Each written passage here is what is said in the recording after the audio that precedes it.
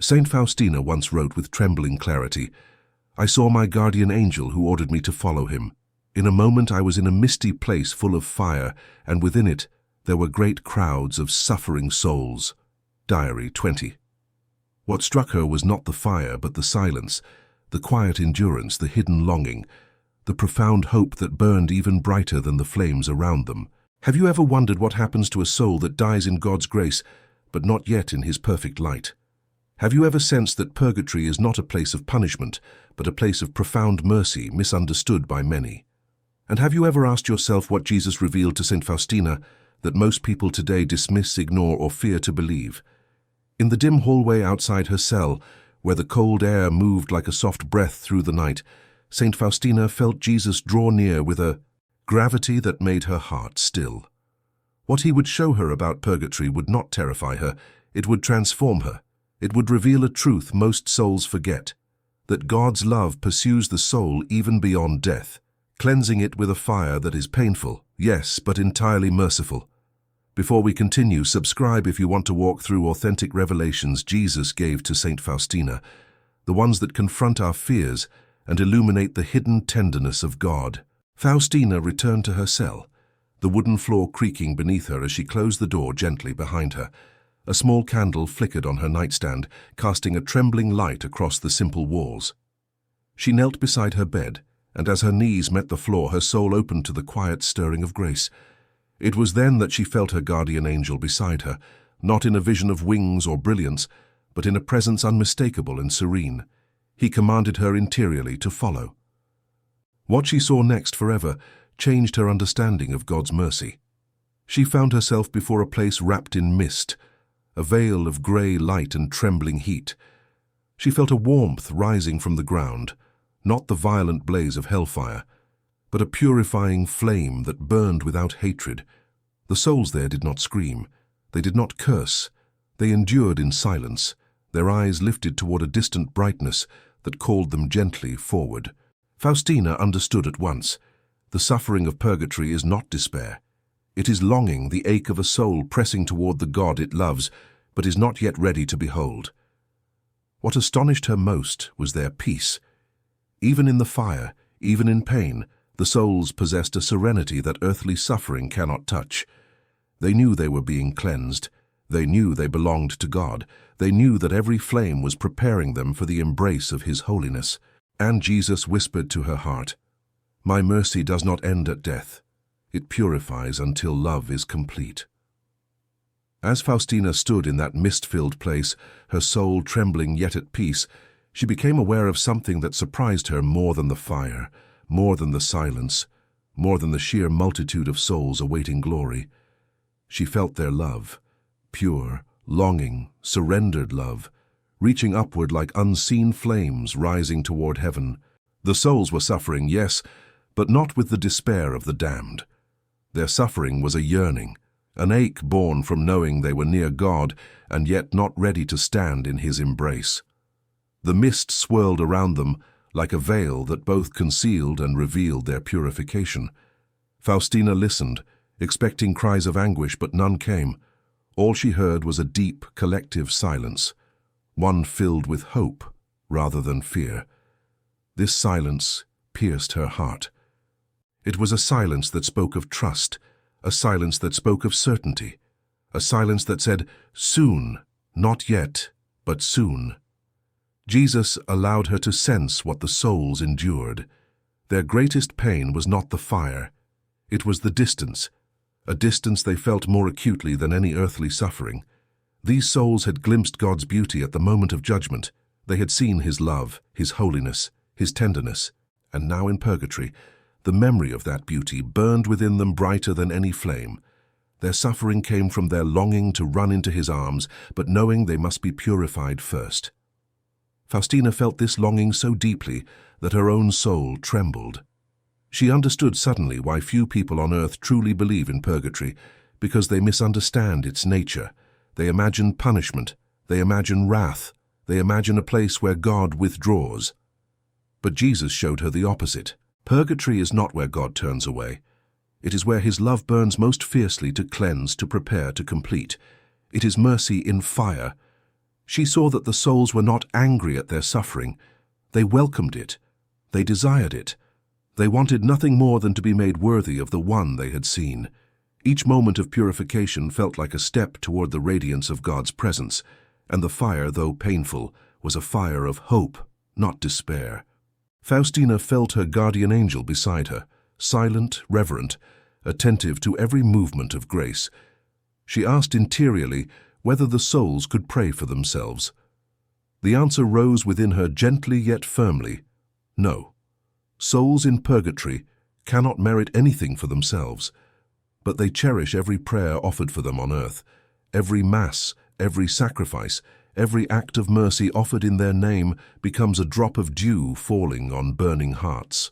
She felt tears rise as she realized that those on earth forget this truth far too easily. Souls in purgatory depend entirely on love, the love of God cleansing them, and the love of the living assisting them.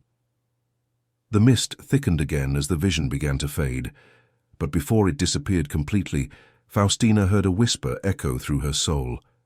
Do not abandon them. They are your brothers and sisters.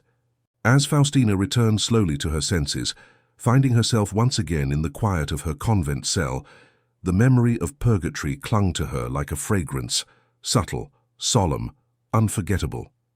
She remained kneeling on the wooden floor for a long moment, her breath uneven, her heart still trembling with the weight of what she had witnessed. She realized that what Jesus had shown her was not meant to frighten her, but to teach her how deeply heaven loves souls, even when they suffer. The next morning, while sweeping the corridor outside the chapel, Faustina felt the echo of that place rise within her again. Each sweep of the broom against the stone floor seemed to whisper a truth she had not fully understood the night before. The souls in purgatory suffer not because God is far, but because God is near, so near that they feel His holiness pressing gently against every part of their souls that still needs healing. And this nearness, this overwhelming beauty, creates a longing more painful and more pure than any earthly sorrow. As she swept, she paused near a window where sunlight streamed through the glass, painting bright patterns across the floor. That light reminded her of something Jesus had made her feel in the vision. Even the smallest impurity becomes unbearable in the presence of divine radiance. Souls in purgatory had glimpsed a love so holy, so tender, so consuming, that even a trace of self-love was enough to create agony within them, not because God rejected them, but because they now understood fully how deeply they desired to love Him without reserve. This truth pierced Faustina. She saw how easily people on earth dismiss purgatory, either through fear or misunderstanding. Many imagine it as divine anger, when in reality it is divine intimacy revealing what still needs to be purified. It is the last embrace of mercy before the soul enters the fullness of joy. Later that afternoon, while preparing vegetables in the convent kitchen, Faustina felt Jesus speak to her interiorly once again. His voice was gentle, yet carried a weight that pressed against her spirit. Many souls go to purgatory because they did not allow my grace to transform them fully on earth. They wanted to love me, but only to a point. Faustina's hands froze over the cutting board. She felt the sting of those words, not as condemnation, but as a sobering truth. How many souls, she wondered, settle for partial surrender? How many cling to small selfish habits, quiet attachments, hidden wounds, unspoken resentments? These things seem insignificant on earth, but in the light of God's holiness, they burn like fire. She continued working, tears gathering in her eyes.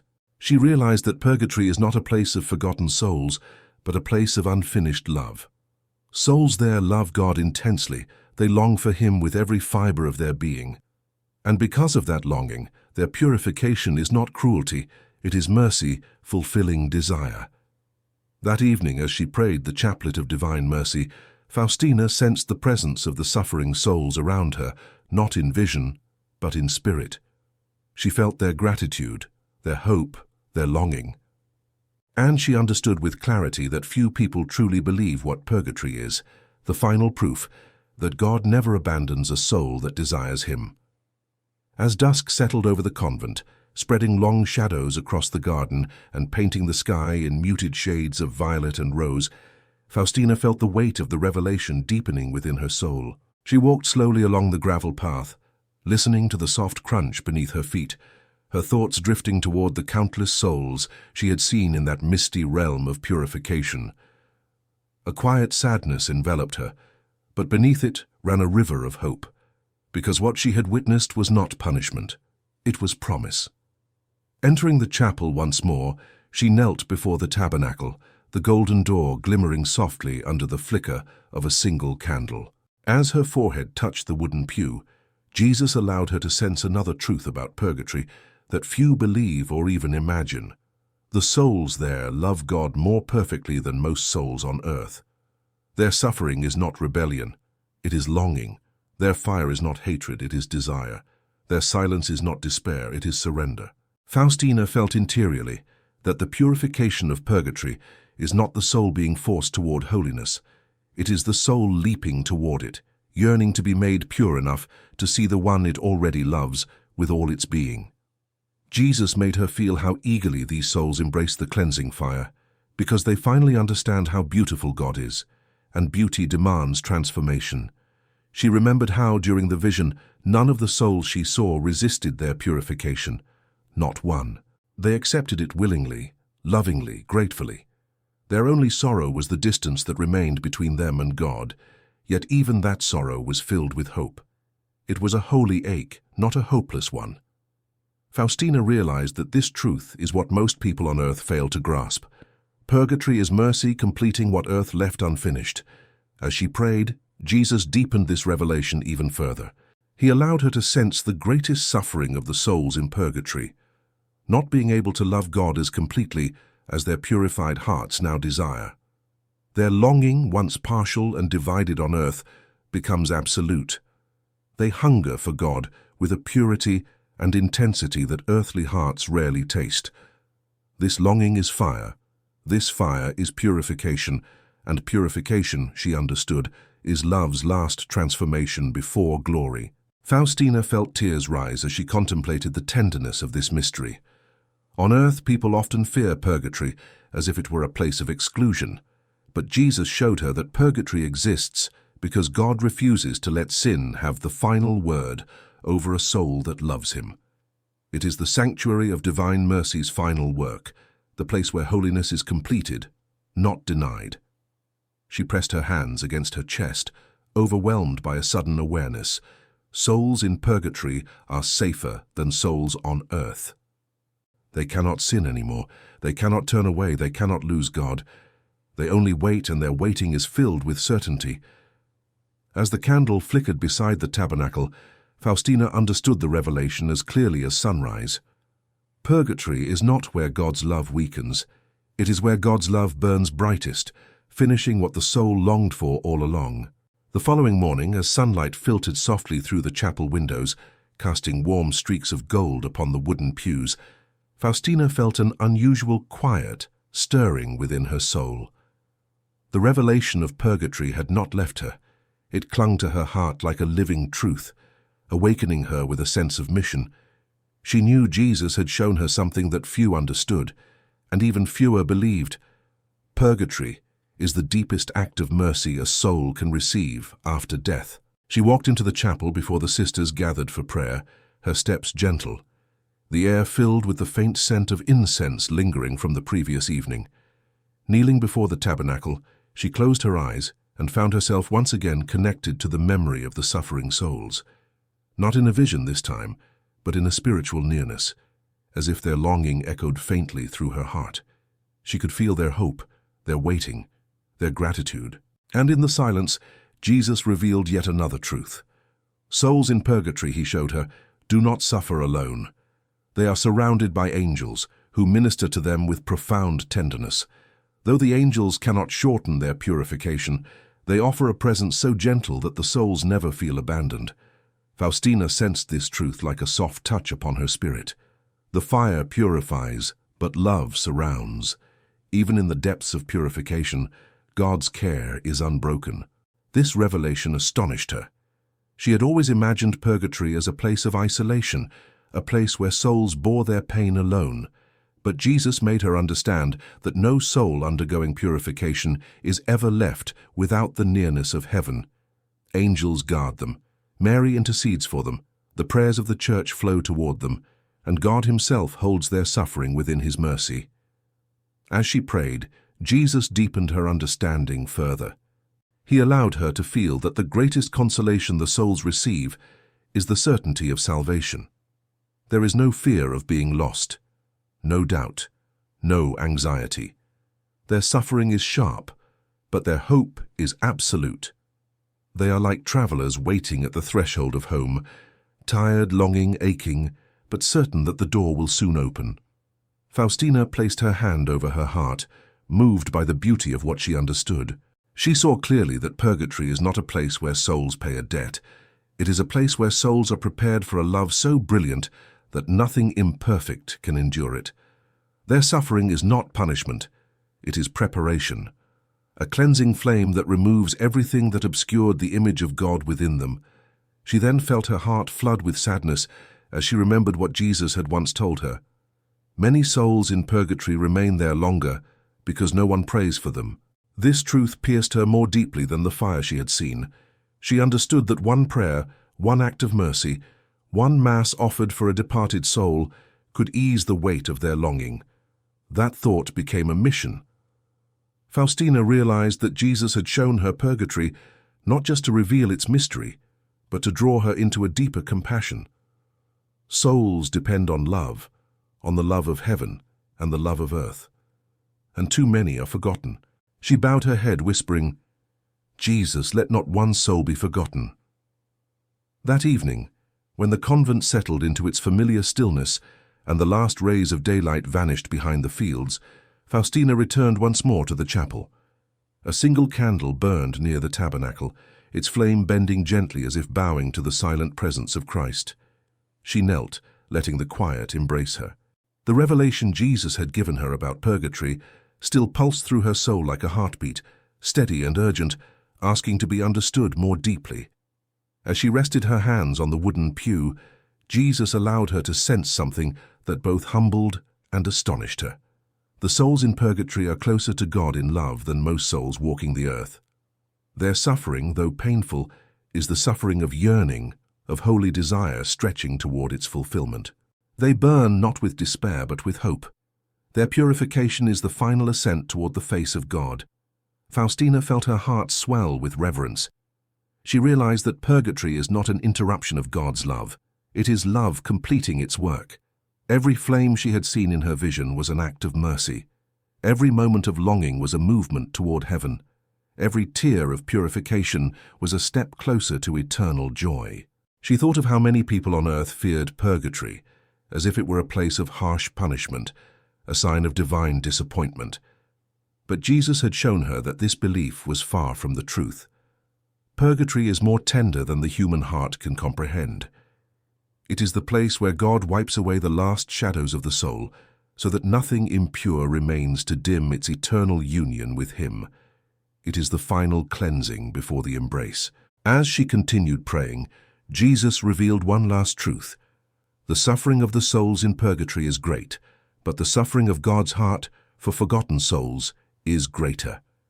He showed her that His mercy does not rest until the last soul He loves is lifted into glory. No soul passes through purgatory alone, no prayer goes unheard, no act of mercy is wasted. Faustina felt tears slide down her cheeks as she understood the depth of this revelation. She realized that the true tragedy is not purgatory, it is the indifference of the living. Souls cry out for grace not with voices but with longing, and so many people on earth live as if these souls no longer exist, as if their purification does not depend on love. But Jesus had made it clear, every prayer on earth has the power to refresh a burning soul with a drop of relief. Every mass offered for the dead becomes a river of mercy pouring into their suffering. Every sacrifice done with love lifts them closer to the light. She placed her hand over her heart and whispered, "Jesus, teach the world to remember them." As she rose from prayer, a deep peace settled over her like a soft blanket. She knew the vision Jesus had given her was not to terrify but to awaken, not to discourage but to inspire, not to reveal punishment, but to uncover the astonishing tenderness of divine mercy working beyond the grave. Faustina looked at the tabernacle one last time before blowing out the candle. The flame vanished into darkness, But within her heart another flame burned brighter than ever, the certainty that purgatory is not where love ends, but where love finishes its masterpiece.